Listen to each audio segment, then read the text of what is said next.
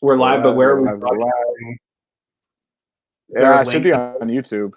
We're gonna find out on YouTube right now. I'm about to look. I'm gonna find the link.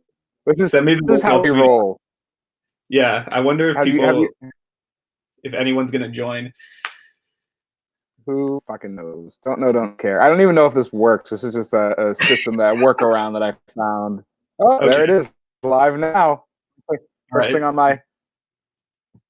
my already. I'll tweet it out for the first 11, and then we can know if this works. This is just a system that workaround that I found.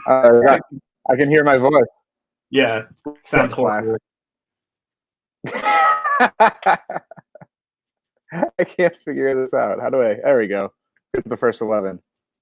Let's go with the non-triumphant return of the first 11 pod is on YouTube. Maybe? Question.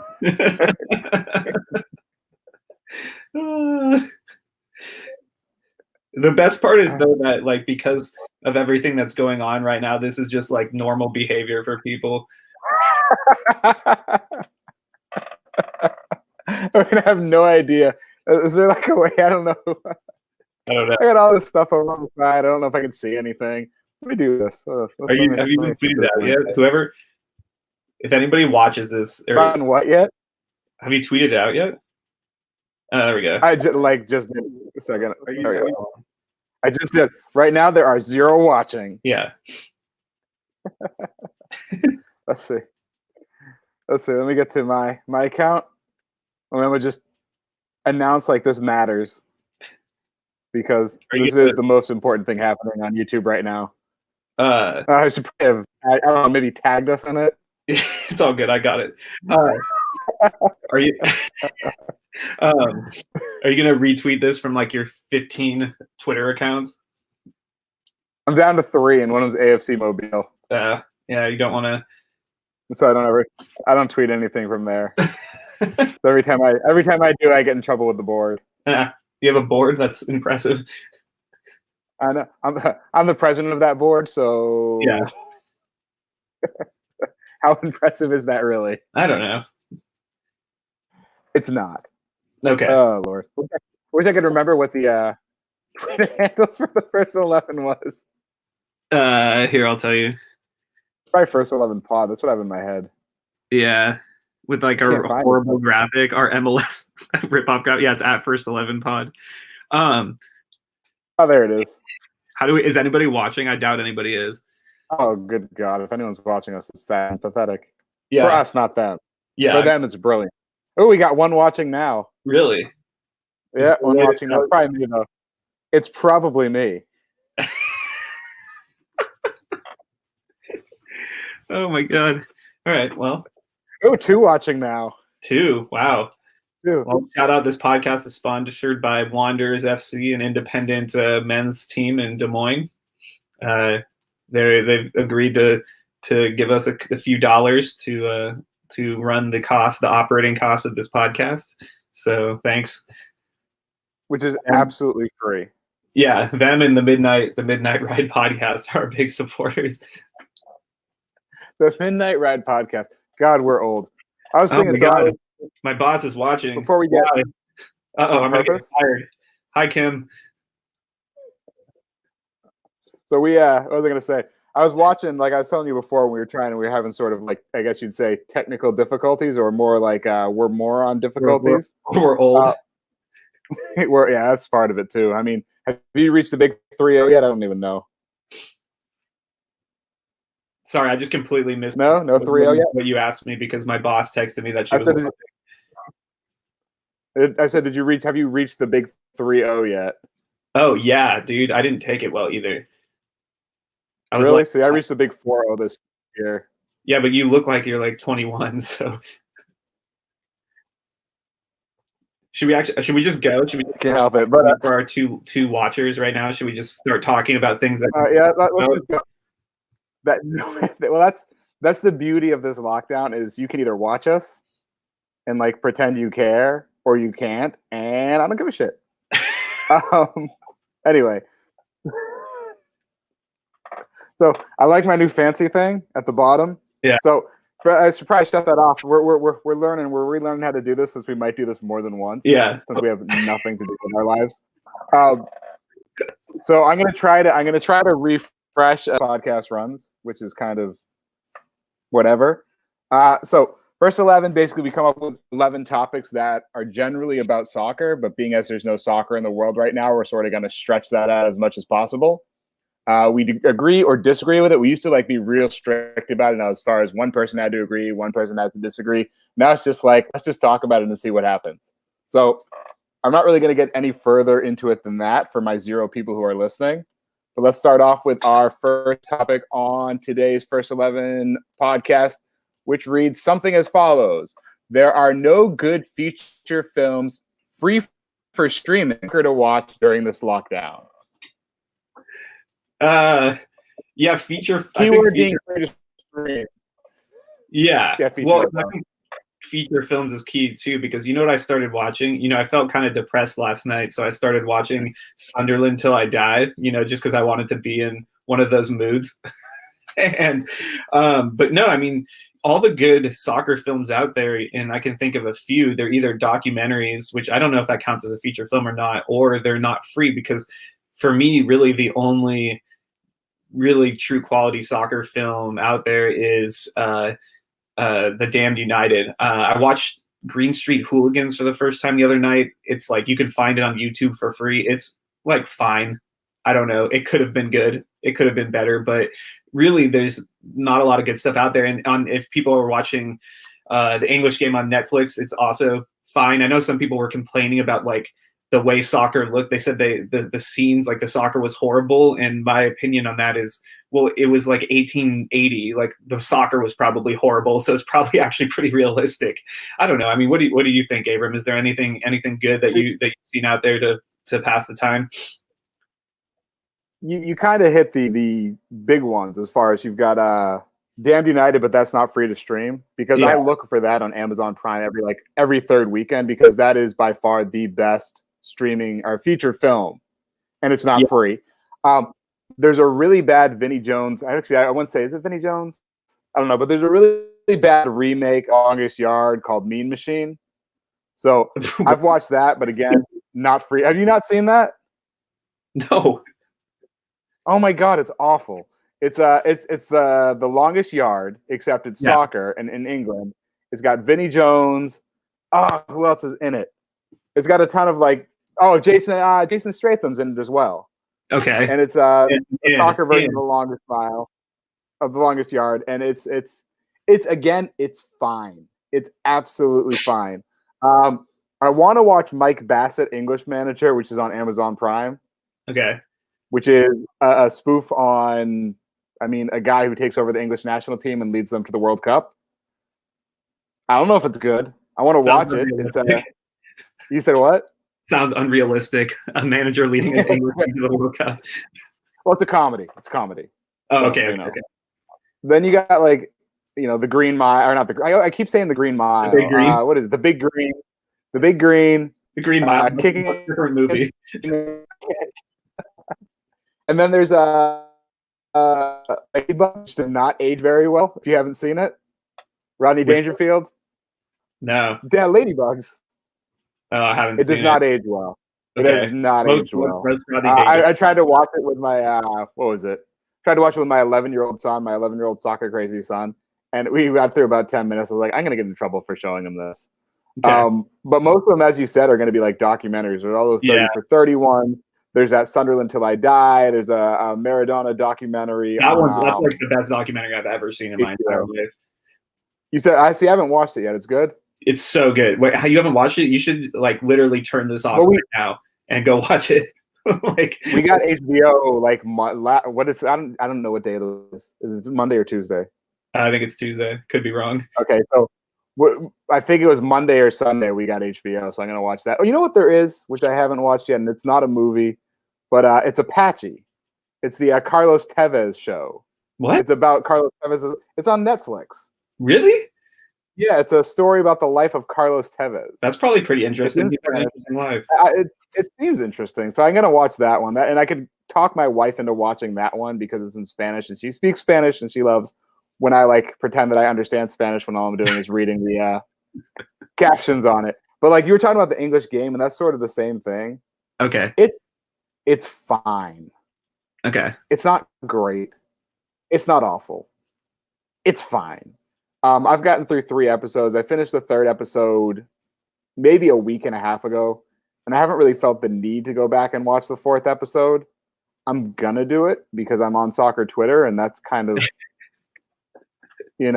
required.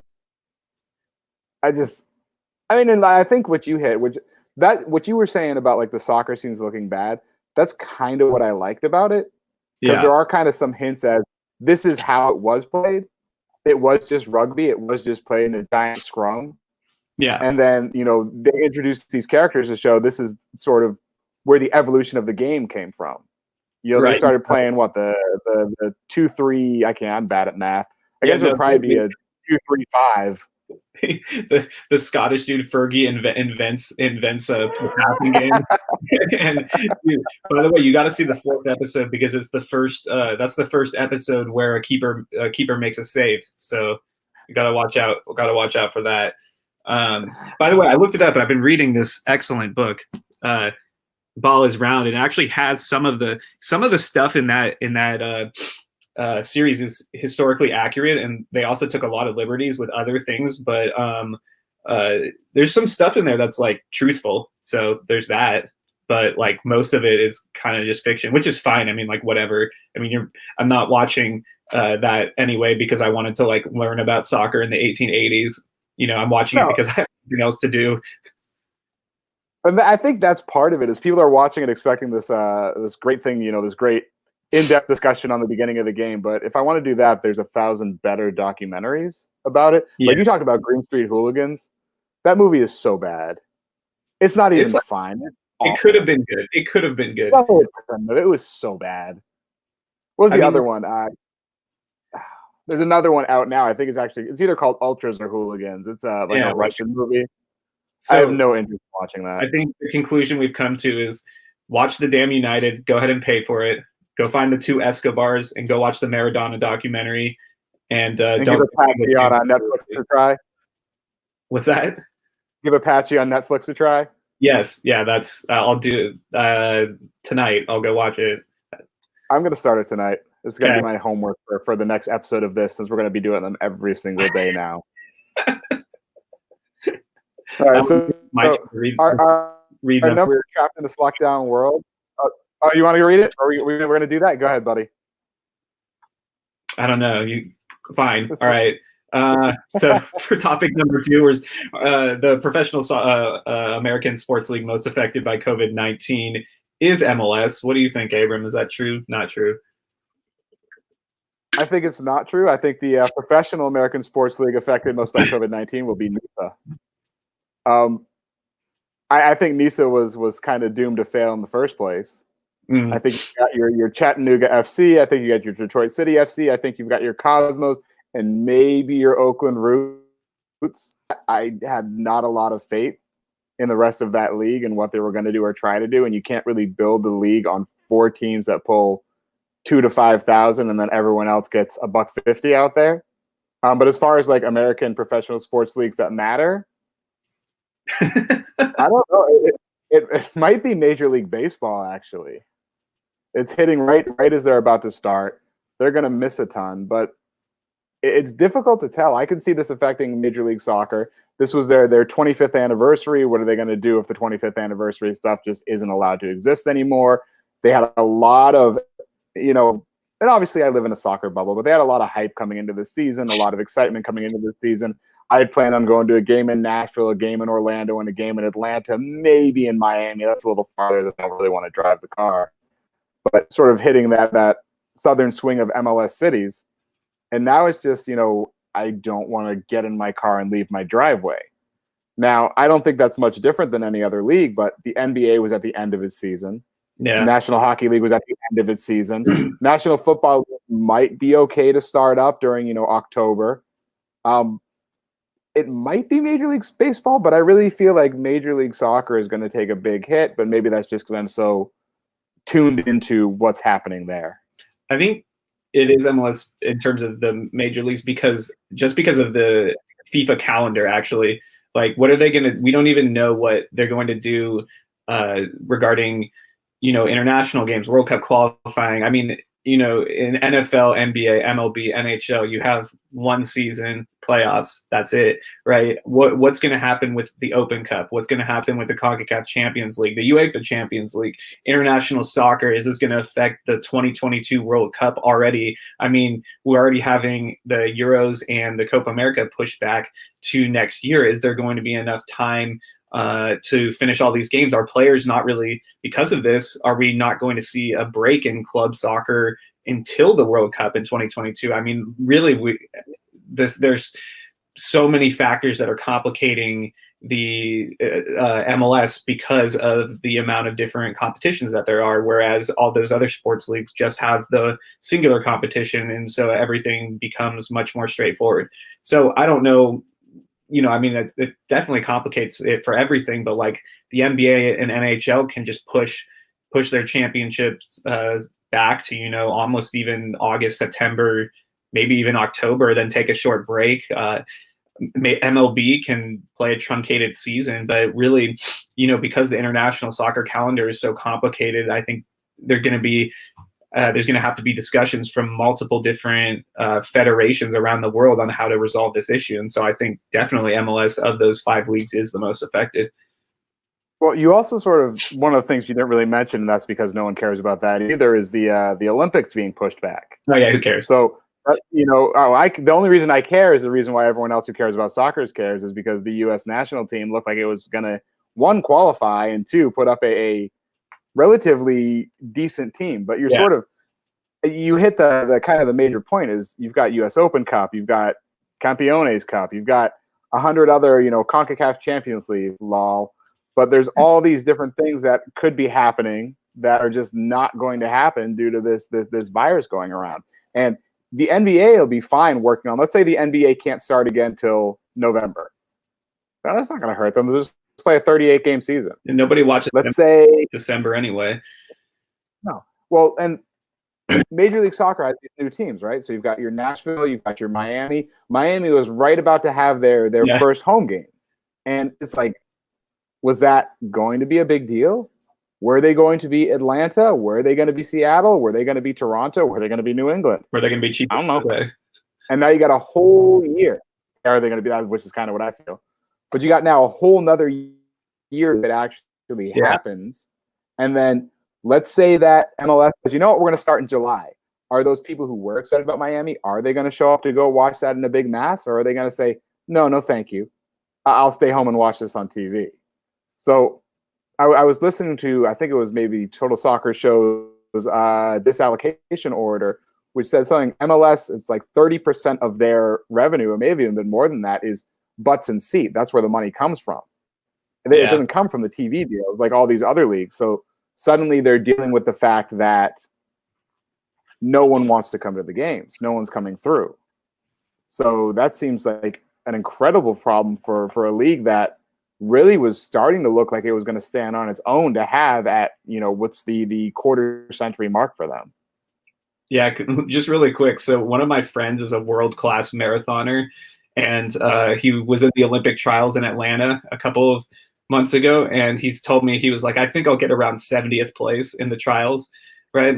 And he finished 71st. But I was like, okay, well, if you're going to do that and you think you're going to get 70th, like, why are you still going? And he said, well, you never know. I mean, like, everybody could get coronavirus or something, and like, 2 weeks later. So, but that was the point where nobody could have anticipated the scale of this issue. All right, so on that dour note, let's keep in this idea of MLS and COVID-19. Number 3 says MLS should switch to the European calendar. No, it's dumb. Like, if you just go look at a map of like climates in North America, and compared to like that of the European calendar, like it's at the same. I don't which one's latitude, longitude. Which one's the horizontal one? Longitude is long. Longitude. Okay, so the because of the way like the current flows through the Atlantic Ocean, like it's so much colder in the United States and Canada at the same longitude as it would be in Europe, and like some of these areas that people want to necessarily play. Do you remember MLS Cup between Kansas City and Salt Lake? Like when it was like 0 degrees and the field was just was like a rock. I mean, it's just not really feasible to play in some of these locations like Toronto, Minnesota, Kansas City, Montreal. I mean, Montreal can't even play outdoor home games till like April or something like that every year. It's just, it would be too difficult to logistically to figure out a European calendar system. Plus, I think what MLS already has going for it is that the only sport that it competes with for the majority of its season is Major League Baseball, and I don't think that there's a huge overlap between the two. So I mean, we should have a summer season. I don't see a valid or good argument as to otherwise, other than like apparently being naive enough to think that changing it to a European season would let FIFA give us the 2022 World Cup, which was what they tried. So you also mentioned, you said the MLS Cup in Kansas City where it was 0 degrees. What about the MLS Cup that was in Toronto between Colorado and Dallas? Colorado. Dallas, that's right. Colorado and Dallas didn't even show up. That was like with no one there, 100 people in the stands, which sort of leads to that same idea. Theoretically, yeah, it'd be great if we could play MLS during the European calendar. And I mean, there are enough teams now, I believe, that are south of the Mason-Dixon line where you could theoretically put half the season down there and then, take a December, January break and go back in February and play a couple down there before you start going back. But even then, it's like Montreal in February. I don't want to be in New England in February. Colorado in March is still frigid. It'd be great if we could. I just don't, as you said, I don't think it's realistic.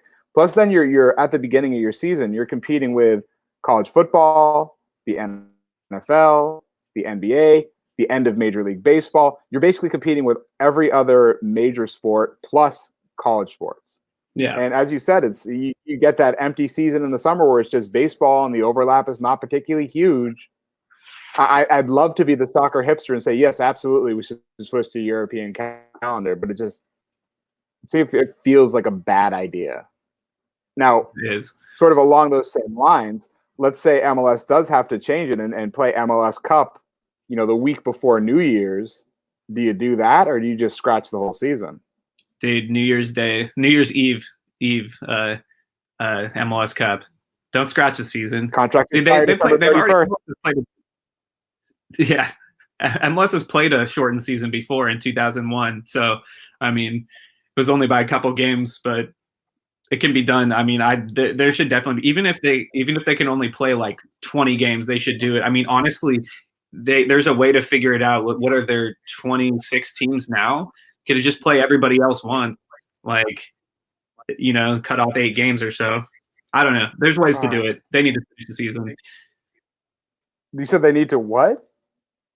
They need to finish the season if they can. All right. Well, I was looking through here to see. I'm looking through the topics right now to see if it's in here before I go back to it. And it is. So I'm going to move this one up to the top. I'm going to switch this one to number 4. Oh, look at this. I like this new system. It's so fancy. Yeah. I'm going to move and make this our next one. There it is.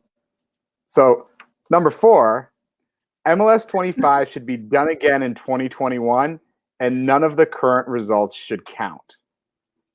Does it matter? I mean, there's only been 2 games, and well, if you are Supporter Shield leading, I think, Sporting Kansas City, do you want to get rid of those 2 games? I wonder how even statistically significant those 2 games are, like how much they actually matter. Because I mean, not at all. Yes, that's what I guess. Even though I do think that it's a fallacy that MLS doesn't matter until a certain point in the season. I think that's been debunked by various studies. But no, I mean, it's just so hard to say. Like, we don't know. We're not doctors. We're not experts in COVID-19 or in pandemics of any kind. I mean, they should try and complete it this year if it's safe, and if it's feasible, and if not, then I guess we're going to figure it out. I mean, there's not really anything we can do. Well, let me ask you this. Okay. You were saying before you think that it's very important for MLS to finish the season, correct? If they can. I mean, not very. You know what I mean. If it's theoretically, healthily, safely possible, they should finish the season. Yeah. So how would you, like, I have an idea in my head. How would you go around or go about reconfiguring the schedule? Well, wouldn't it just be like what college teams do, where like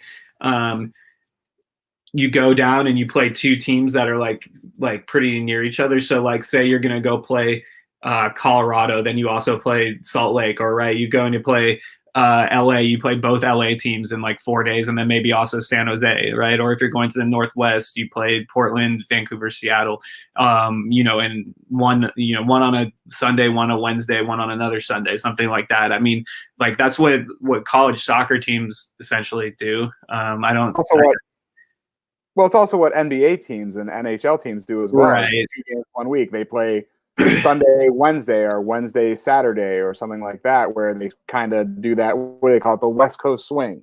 Yeah. So maybe you spend 2 weeks away from home, you hit the Texas teams and the California teams. Although that would be more than a week and a half because there's 3 California teams right now. You get the idea. Or you come down, you hit Atlanta, Orlando, Miami, and Nashville. That's over the course of 2 weeks.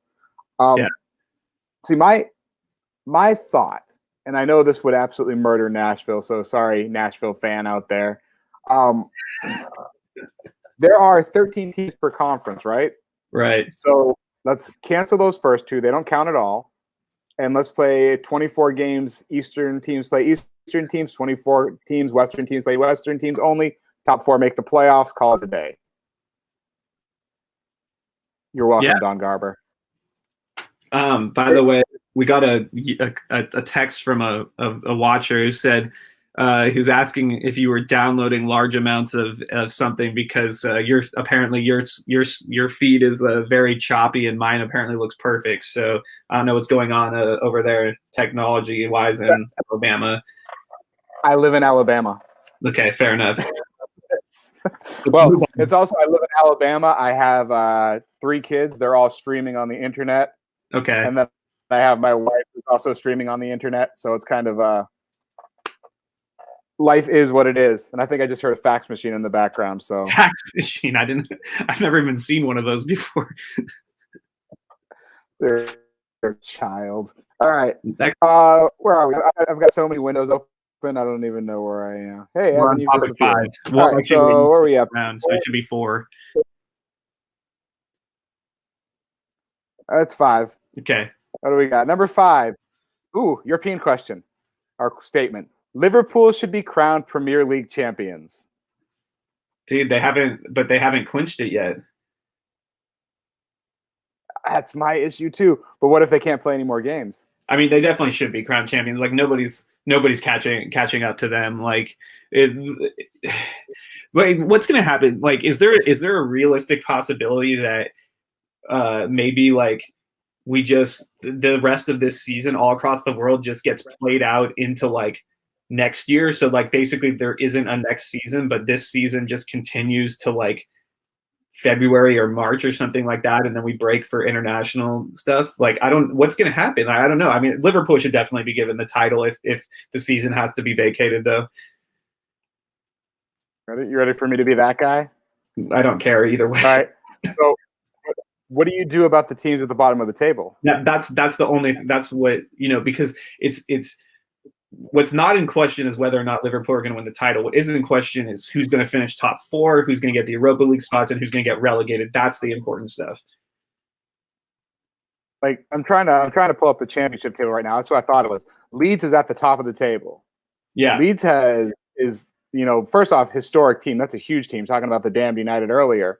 So Leeds has the opportunity to get back into the Premier League. And if we just say Liverpool is champion, then do we have to say, well, Leeds gets promoted, which means someone else gets relegated? And then suddenly you're losing all those things, and you've got lawsuits because people are pissed off that they're getting relegated even though no one's clinched relegation. I think that's the big problem, is no one has clinched promotion. Yeah. No one has clinched relegation. No one has clinched Europe. Liverpool still needed, I think, another 6 points to clinch the Premier League. Yeah. So what the hell? What do you do? Do you just cancel it? Do you just play? Well, I mean, there were 8 games left, I believe, in the Premier League. I think less than that. I don't know, but we got a lot of live comments here. They're all from people we know, though. Unfortunately, go to the. I mean, it always is. It's like Seth and Matt and Jake. No, you're totally right. I think no matter what comes out of this, though, what comes out of this, I'm willing to bet that Sunderland's going to end up getting relegated again. So. Only because it makes for good TV. Dude, I'm 2 episodes in, and I know the end. Or good. I can't wait. I can't wait. I see. And we were talking about that earlier. And when we're done, I am going to watch Apache. Yeah. I'm going to drudge through the last couple episodes of the English game. I'm going to watch the Maradona HBO documentary, and I will watch. What was the other one that we said we were going to watch? I said I was going to watch. I don't know. There's another one. So I guess I got something to watch. I'm going to watch Ladybugs again, because why would I not watch Ladybugs again? By the way, cranberries, great source of bedroom snack. I think I'm going to move these around again. I like my little ticker at the bottom. So this is our number 6. Promotion and relegation should take a year off due to COVID-19. First off, here's the real important question: COVID or COVID? Is it COVID? I think it's COVID. I think it's COVID as well, but I've heard COVID, and I'm always like, is it COVID? Do we pronounce it? Is that how you pronounce it in the South? But they don't pronounce it in the South. It doesn't exist down here. Oh, right. America great again. I mean, all right, so Jesus. You talk first. I'm all right, so I want to say yes. I so want to say yes, but I can't. I keep going back to the one thing. If it was like any other team in the championship about to be promoted other than Leeds, I'd be like, yeah, fuck it, forget it for this year. Let's just let it go and let's just roll. But it's Leeds United. It's Leeds United. You gotta let them get promoted, but at the same time, you're gonna make these other teams lose all that money when they hadn't. I don't know. It's the clinching part. It's that no one has clinched it yet, and so it's real tough for me to say that we should do it. But it's also real tough for me to say you shouldn't do it. I don't know what you do. I mean, I read something that was like, maybe you keep the Premier League at they're at 20 teams. Maybe you make it 23 teams next year. And then you relegate 6, but that seems even more insane. But the fixture list is already going to be congested. You want to go from 38 games to 44? No way. Yes. All the games. We'll play them Mondays, Wednesdays, Fridays, Saturdays, and then Sundays. Take off Tuesday and Thursday. Sure. I do not need to see my family. That's one thing though that's going to be interesting is when this stuff all does come back, we're going to be like so oversaturated in sports. I mean, like I'm probably going to be like quadruple screening it in like November, watching like MLS on one computer, get the Masters up. Actually, soccer and golf are pretty much the only 2 things I watch these days. Oh, NFL, because I play fantasy football now. It's going to be a crazy time when this does all come back, and there literally are like right now we have barely any options, and like it's going to go from one extreme to another. We're going to have like too many options, and it's going to be great, or hopefully it's never going to come back or be locked up forever. Yeah, what if this is the end? Well, I keep joking with my wife about that, and she like all these Facebook memes about what the hell is it? I've been without sports for 3 weeks. I found this woman sitting on my couch. It's my wife. She seems like a nice lady, but it's, I don't. What am I gonna do when it comes back? I don't watch golf, but I do watch the NBA. I do watch college football. I do watch, it's mostly soccer. Yeah, same. But what am I gonna do when it is back, assuming it comes back? Continue to neglect your classroom like you do now. My what? Said continue to neglect your classroom like you do now. I mean, yeah, obviously, but it's like my family. It's like I've met my family, and I'm like, hey guys, like we're outside. We have wrecked our fence, like drilling soccer balls into the side of the fence. It's kind of hysterical, and that's another thing. Sort of, you're still, you're barely in the threes, but my kid, he's been playing youth soccer. He's been playing club travel soccer, and now it's like all my Saturdays are free. Yeah. I've been reffing for months now, and now I've got nothing to ref. All that like extra money to like buy random shit that I want, it's out the window. Yeah. Like I learn more reffing than I learn in any coaching course I've ever taken. And so I'm out there, I don't have my reffing time anymore. My kid isn't playing right now, and I'm just like, it's weird. Yeah. Agreed. All right. So on that note, let's go to a slightly lighter one. NPSL canceled the 2020 season, but no one cares since Chattanooga FC and Detroit FC are now in NISA. Dude, no, my boys, FC Davis. Also, he said no one cares. Your team just joined the NPSL. FC Davis. We haven't talked since they. We probably haven't talked in like 4 years or so. But FC Davis is actually pretty successful. They draw good crowds. They've had good teams. They qualified for the Open Cup this year, and there's decent fan support in the conference, the Golden Gate Conference that they play in. And on the West Coast, the league's fairly well supported. There's a couple of teams that draw good crowds. So it definitely sucks. I think there are a lot of people who do care. Although obviously Detroit City FC and Chattanooga FC being in NISA is huge for that league, and those are two of the best. I don't know. I guess before you could have called them non-league clubs in the United States, but they're just two of the best lower division clubs in terms of support in the country. So good on NISA for getting those teams involved. Well, I think those leagues without those teams, I mean, you've also got Oakland Roots. You've got what was the other one? New York Cosmos, who are in there. But again, I lost Evan. So hopefully Evan will get back on and I'll reconnect him and I'll just continue talking to myself while he talks to no one. It's interesting watching it as we have these teams popping up in NPSL. So we're hoping to success of Detroit and Chattanooga. We've done well in Mobile, but we're nowhere near what either of those teams are. And we were supposed to join NPSL this season. Now we're not. And so we're sort of stuck in this situation where it's 127% better without Evan. And there you go. You're recognized, Matt. So now you've got all these people who have joined this league, Tallahassee, Mobile, you've got Northern Alabama. Notice I'm sort of sticking in my general area because that's what I know enough about. You've got your FC Davis. You've got all these other Californian teams that have joined that are expecting, but most of the eyes in American soccer that are looking at these non-league hipster, punk football, they're looking at Detroit. They are looking at Chattanooga. They're not necessarily looking at anything else. And winning, it's going to be very difficult for NPSL really to hold or gain the momentum that they had before. So,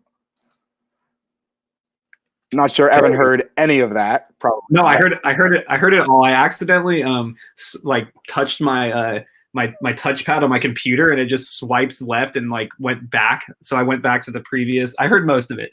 Let's say I heard it, but was I listening really?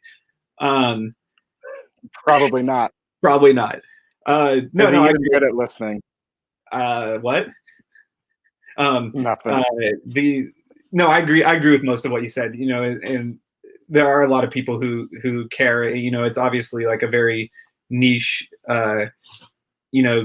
supporting culture, but there is one that exists, and it's people are definitely.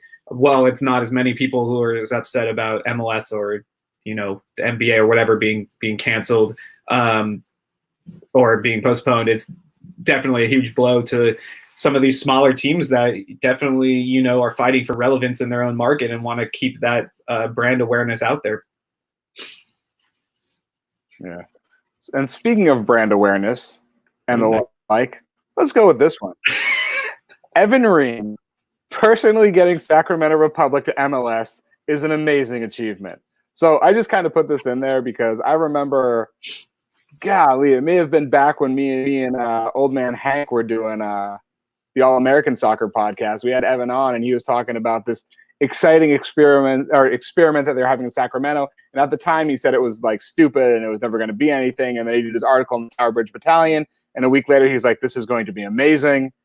And now they've finally gathered the funds. They're going to MLS. Maybe. Might be for MLS 25.1. Might not be. Who knows if the league exists by the time they're supposed to come in. I don't know when they're coming in. And Evan's written a book on it. How excited are you, Evan, to finally be covering real soccer in America? I was skeptical at first. I just didn't know, if anything would be supported in the city. And I actually, based off of my research for the book, that's a fairly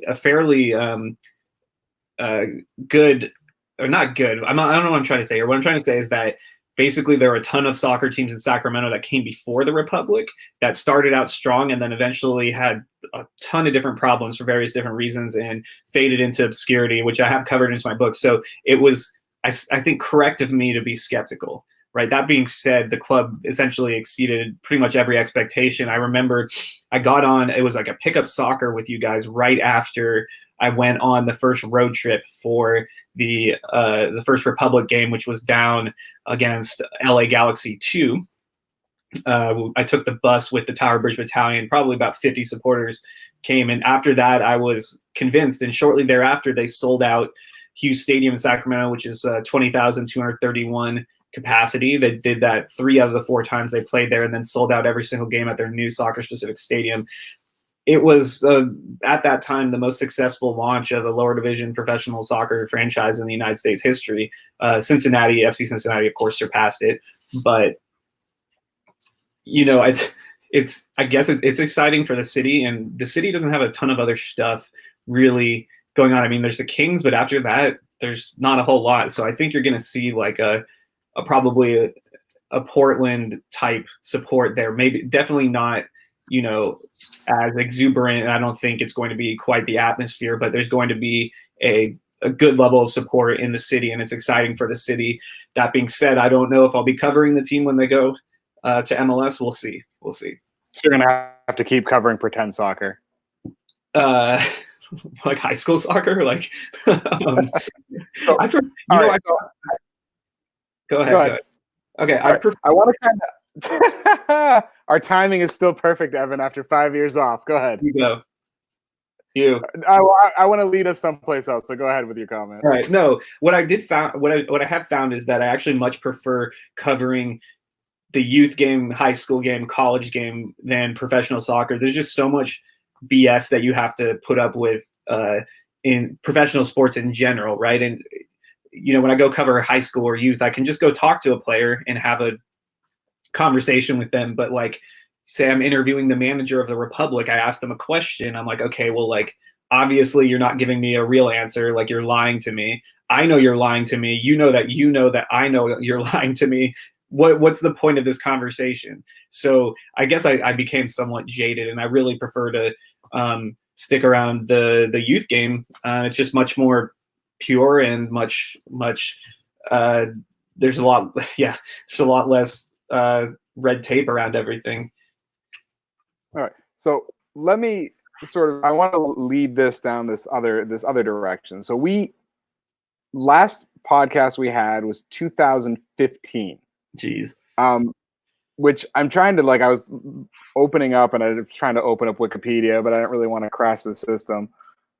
There have been several new teams promoted since then. I don't know if that's pre or post Orlando. I feel like it's right around that time that Orlando joined MLS. I can't really remember. But as far as Sac Republic joining, I feel years ago it seemed along the same lines of how people viewed Orlando. Orlando has come in. They haven't quite been what everyone expected. They're successfully on the field. They're really even off the field. Numbers have dipped, although they did hire they hired Perea, which is a really good hire. I enjoyed watching them. I know they haven't won yet, but their first potentially only two games this year, I really enjoyed watching them play. They're playing that Perea ball. But they haven't been particularly successful. Cincinnati, numbers are still huge, but success-wise, they've been absolute trash. We don't know what's going to happen with Austin. We had who else am I missing? Nashville hasn't been successful though so far, but they drew big numbers to their first game. Atlanta is just well beyond at least what I had ever anticipated they would be, and I can't think of other teams, but I know there's a ton more either coming in or have come in already. You've got Miami this year is another one. How do you think Sacramento is going to make that transition from being essentially the last USL giant to a Major League Soccer minnow? We'll see. I mean, I don't think they're going to be a particularly high spending team. I would imagine it would probably look something like the way it went with Minnesota United the last 3 years. I think that's like I think that's like the bar, right? Like the minimum should be to have a team similar to Minnesota United, which is, you do well on the field off the field the first couple of years, and have sort of a 3-year plan to get into to the playoffs. I mean, I would imagine it would be similar to the way that the Timbers started. I don't think they're not going to have, I don't think, the kind of money, and Sacramento is not the kind of place where you're going to attract a lot of people who want to come and play. I mean, whether it's fair or not, I think Sacramento is a great city. I just don't think anybody else has any desire to come and discover that for themselves. And so I think there's going to be a smaller budget, and the team's going to have to be smarter with the way they spend. But I don't see why it can't follow the same trajectory of a Real Salt Lake, a Sporting Kansas City, a Portland Timbers, just teams like that. As long as they make the right signings, they'll be fine. The good thing is, and I hope he stays in place because he's, I think, excellent at his job. Todd Donovan is the general manager for the Republic, and he did an excellent job building that San Francisco Delta side that won the NISL Soccer Bowl in its only year, and has done a good job with building the Republic. So I think that there's good people in place to make correct decisions. I just think that they're going to be a little bit hamstrung by the size of the market and by probably the budget that they're working with. So again, it's going to be like one of those mid-market size teams in terms of, I think, on and off the field. The one thing that will be, although this could be delayed now, and they haven't even really started working on it yet, but they claim that by the time they come into the league in 2022, that they will be able to play in their own soccer-specific stadium in downtown. There's a great spot for it. It's just like a mile away from where the Kings play. And so assuming that gets done, and the training facility that I believe is supposed to be fairly close to it, they should be able to hit the ground running. I don't think they'll probably make their playoffs in the playoffs in the first year, maybe the second year, but I think nobody should be unhappy if by year 3 they're making playoffs. Well, I'm sure by the time they join the league, everyone will make the playoffs. So, what do we got? I don't know. All right, number 9. Esports are the best thing in soccer right now. The company I work for is actually hosting its own FIFA tournament right now. We're having our own Champions Cup. It's pretty interesting. If you're watching this from Northern California, you can go ahead and sign up. It's free.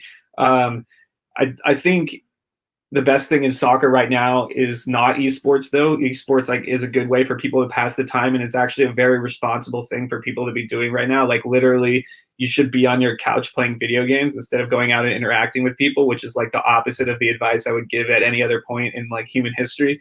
But no, the best thing in soccer right now, dude, is all the classic games that they're playing. Last night, I watched the LA Galaxy lose 4 times in a row on ESPN2.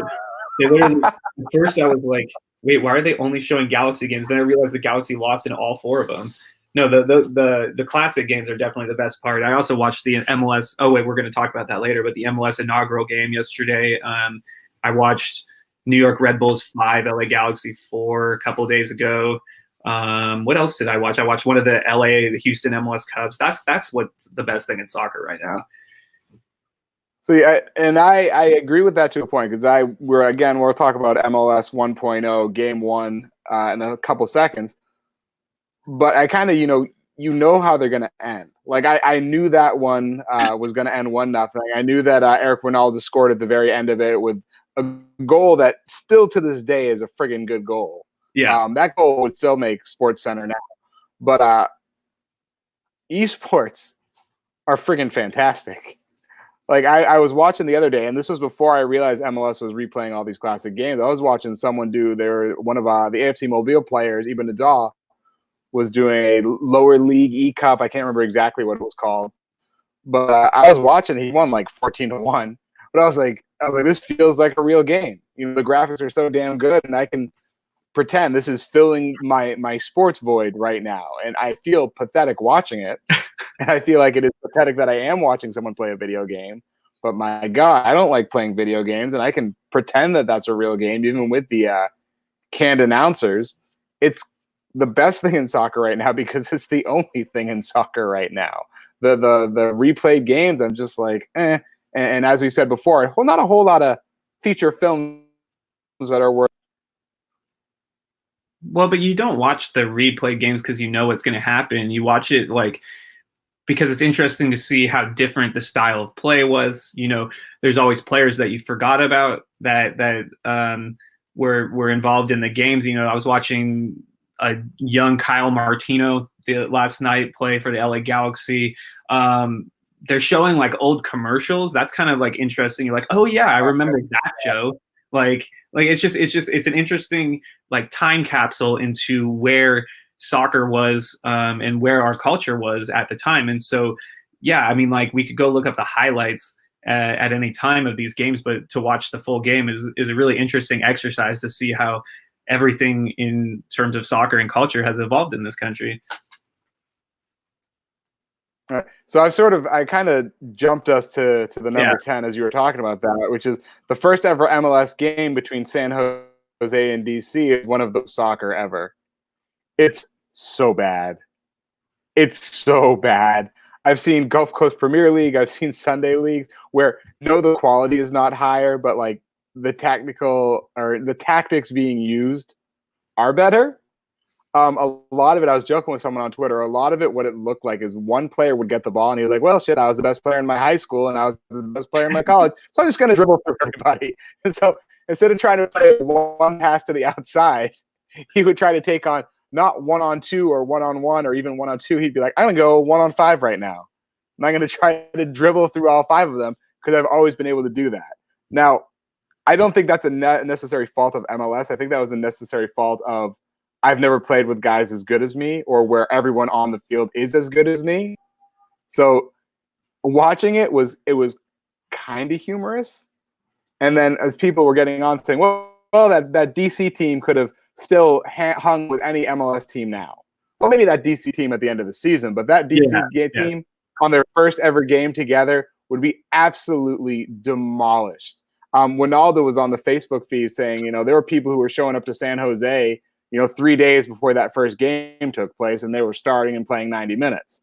So it's kind of like, I don't think that DC team on that particular game, now maybe that DC team at the end of the year could be a mid-table team in MLS now, but it just, to me, you were talking about a time capsule. You watch that and you see the time capsule of just how much better the league has gotten since 96, and it is phenomenal, the difference.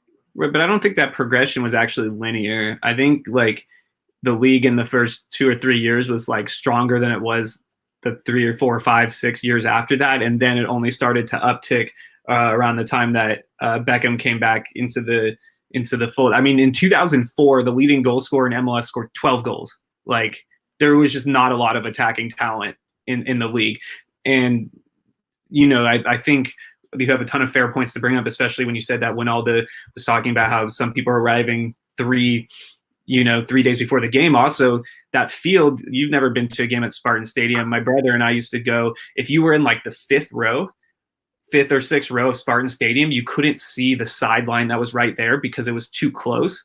Like, and if you looked at it carefully at that game, the hash marks that mark 10 yards off from the corner kicks, or from where the corner kick is actually inside the box. Like, it was literally inside the 18-yard box. That field, it was super thin, right? It was super thin. A bunch of guys were either out of shape or hadn't played league soccer in a couple of years. They had never really played together. Of course, it was going to be bad. That being said, directly after that, I watched MLS Cup, from 1996, which was played in some of the worst conditions I've ever seen a soccer game. And the quality of that game was actually pretty good. And that was, of course, DC, once they had Jaime Moreno, who really changed that team and he could play. And once they got their team situated and figured out. And I think that DC team would definitely make the playoffs these years in MLS, but I don't think a lot of MLS teams from 1996 would. So that DC team at the end for sure. Yeah. I forget again. I don't know if it was Jeff Agus or if it was Winaldo on the Facebook feed the other day. We're talking about, again, the size of Spartan Stadium. Yeah. And they were saying, watch the keeper when he takes his goal kick. It's going to go all the way to the 6-yard box. And I was just like, I didn't even think about that. But yeah, that's a good point. Maybe it was 100 yards long. No, okay, but that's wrong. What they were saying right there doesn't make any sense because a football field is still 120 yards long, right? If you go all the way to the end zone, past the end zone. Right, which I believe they did. I don't understand what they were saying about the length. You think I don't know. I think the length was fine. It was definitely the width that was the issue. Yeah. Either way, it's an interesting experiment to sort of go back and watch and see where the league has gone and how much has changed. Like you were talking about, really, when David Beckham came in, I would even say in 2002, 2003 is kind of when it started to make that turn and become a better league. And that was sort of following on the back of the US's performance. I think it was quarterfinals in Korea. And then, so I think that's when it started. And then 2008 with Beckham is sort of when there was this big injection of money. That's really when the league took off. I guess around that time, 2002, 2003, that's when you had, like, Donovan was playing in the league. Carlos Ruiz was there as well. There were a couple other players. Eddie Johnson started playing around then, but there was a while there where, like, dude, like, Josh Wolf was like one of the 3 best forwards in the leagues. Like, so. You said who? There was a time in the league when, like, Josh Wolf was one of the 3 best forwards in the league. Josh Wolf scored against Mexico, so go fuck yourself. Yeah, I mean, like, but he wasn't, like, you never wanted Josh Wolf on the field, you know? Like, if you're a US fan, like, he's fine, and he was, like, okay in MLS, but it was always like, crap, we don't have anybody better than Josh Wolf, you know? No offense to Josh Wolf, I'm sure that guy. They all are. So let's move to our last point for the day, last question, which is number 11. European teams will start training next week. What the fuck? Yeah. I saw on the ESPN ticker, which isn't as cool as our new ticker, you know. But this thing's legit, dude. And Jake just mentioned Twellman. I was thinking of Twellman. I forgot to mention him. Shout out to Jake. Thanks for the pizza last summer in New Haven. It was good.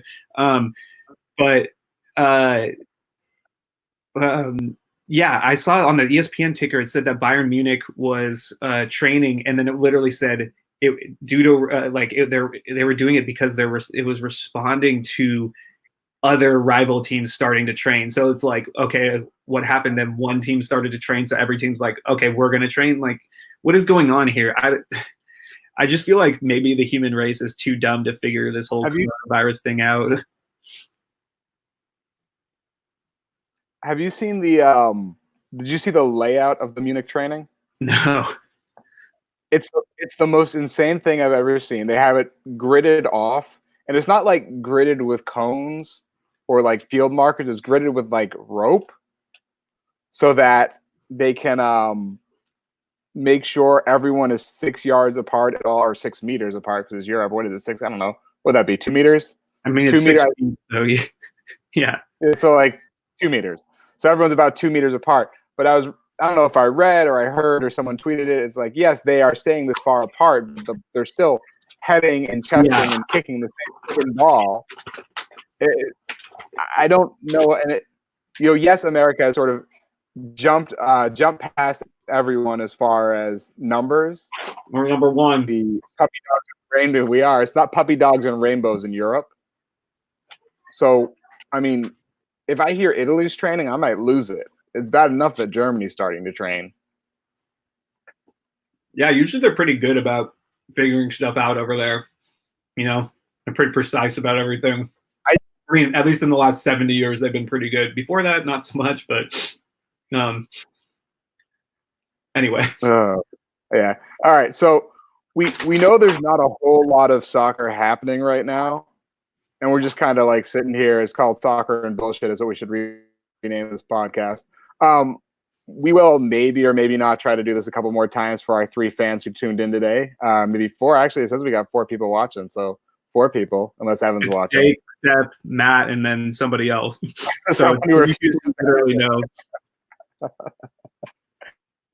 Well, we'll see what happens when we put this on the feed. All right. So for Abram and for Evan, I mean, I guess you can follow us at First 11 Pod. We may send some things out on that. We probably won't. Hey, but we got plugs. You didn't have enough plugs. Plugs, bro. I got to plug the Midnight Rider podcast. At TMR Pod. At TMR Pod. At Pick Up Soccer. At the AASP, which hasn't been tweeted from since 2012. But we'll probably do a couple more of these because, why the hell not? All right. Yeah. You guys hit an all-time high of 5 years, did we? Do it again. Wow. That's huge. Thanks. All right, y'all. We'll see you later. Later. It says it's live still.